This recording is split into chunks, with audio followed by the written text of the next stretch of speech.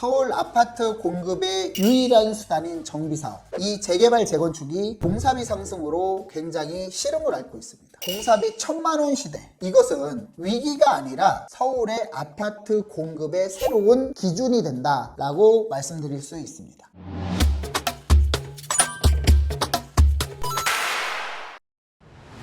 안녕하세요. 반갑습니다. 여러분과 함께 부동산 투자의 시작을 설계하는 부동산 채널 이충민의 부말리입니다. 2020년, 21년까지만 해도 공사비는 평당 600에서 700만 원 정도 했었습니다. 하지만 3년 동안 공사비가 1,000만 원을 돌파를 했고요. 공사비가 굉장히 높게 상승을 했다. 3년 동안 40% 이상 상승을 했으니까요. 정말 너무나 가파른 상승이죠. 여기서 중요한 것은 공사비가 얼마나 올랐느냐가 중요한 게 아니라 이 공사비를 누가 감당할 거냐.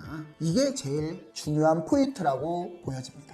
앞서 말씀드린 것처럼 우리가 재건축 단지 올해 초에 입주했던 둔촌조공을 들 수 있죠. 12,000세대가 넘는 대단지라고 말씀드릴 수 있는데 여기 같은 경우에 공사가 3번이나 멈췄습니다. 공사 마지막에는 타워 크레인까지 철수를 할 정도로 시공사가 공사비를 증액을 안 해주면 공사를 아예 멈추겠다 강력하게 요구를 했었어요. 결국은 타협점을 찾아서 공사를 마무리했지만 실질적으로 이런 갈등이 계속되고 있다라고 말씀드릴 수 있어요. 잠실 진주 아파트, 그 다음에 개포 주공 아파트도 평당 공사비 1,000만 원 이상으로 요구를 받았습니다. 이렇게 되면은요, 재건축 아파트는 재개발보다 일반 분양분이 굉장히 적을 수밖에 없어요. 그러면 일반 분양분이 적다라는 것은 기존 조합원들에 대해서 분담금이 올라갈 수밖에 없다. 이렇게 생각하시면 될 것 같습니다. 지금 흔들리는 것은 시장이 아니라 조합원의 계산서라고 보시면 될 것 같아요.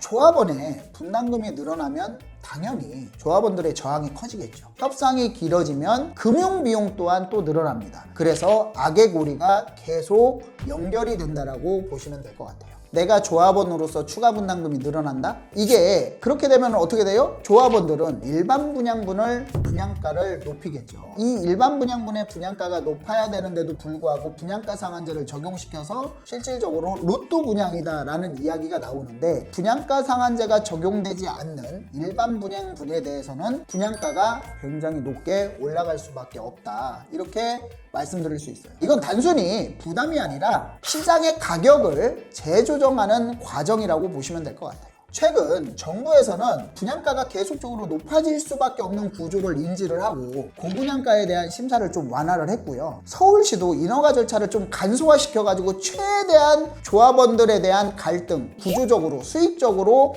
혜택을 주기 위해서 노력하고 간소화시키고 있습니다. 결국에 공사비 상승은 분양가 상승으로 이어질 수밖에 없는 거거든요.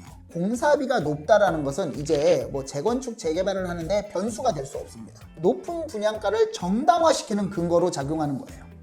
예전부터 정말 말도 많고 탈도 많았던 것들이 있습니다. 분양가 원가 공개에 대한 기준인데 아직도 시공사에서는 분양가 원가 공개를 항목을 전부 다 세분화시키지 않고 있습니다. 이거에 대해서 조합원들과 그 다음에 국민들 간의 이해 충돌이 발생을 했었거든요. 여기서 이런 문제점을 인지하고 작년 8월 달에 서울시에서는 공사비 검증위원회라는 거를 신설을 했어요. 공사비가 너무 과도하게 부풀려져 있다. 누가 봐도 평당 600짜리인데 1,000만 원을 책정한다? 이런 것들은 문제가 된다는 거죠. 하지만 이게 아무리 검증이 이루어진다라고 하더라도 이 검증이 맞다라고 하면, 왜냐면 인플레이션이나 물가 상승이나 이런 부분들은 당연하기 때문에 맞다라고 하면 방법이 없어요. 조합도 마찬가지예요. 무조건 반대만 할 게 아니라 일반 분양분이 올라가잖아요. 공사비 올라가는 것은 인정을 해야 됩니다. 이렇게 보면은 공사비가 올랐다라고 해서 조합이 무조건 손해를 본다? 저는 그렇게 생각하지 않습니다.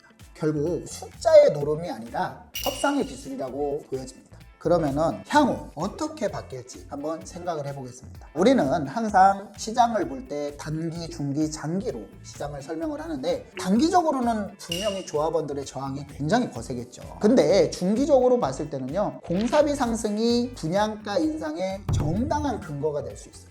그러니까 지금 일반 분양분이 분양가 상한제가 적용이 안 된 지역들은 굉장히 높게 형성이 되고 지금 서울 전체 84제곱미터의 분양가가 지금 15억이 넘었잖아요. 정당한 분양가가 올라가는 데에 근거가 되기 때문이에요. 마지막으로 장기적으로 봤을 때 서울 주택시장의 가격 체제를 다시 재편한다. 공사비가 올라가는 만큼 분양가가 높아지고 그러면 인근에 있는 구축들 또한 분양가를 따라가는 이런 현상이 일어난다. 이렇게 보면은 이건 단순히 그냥 비용 상승이 아니라 서울 부동산 시장이 재편이 된다. 이렇게 표현하는 게 맞을 것 같아요. 서울시에 수많은 정비사업, 재개발, 재건축이 있습니다. 이런 지역들 같은 경우에는 공사비 갈등 때문에 멈춘 지역과 그렇지 않은 지역들이 구분이 됩니다. 공사비가 1,000만 원이라고 해서 멈춘 게 아니에요.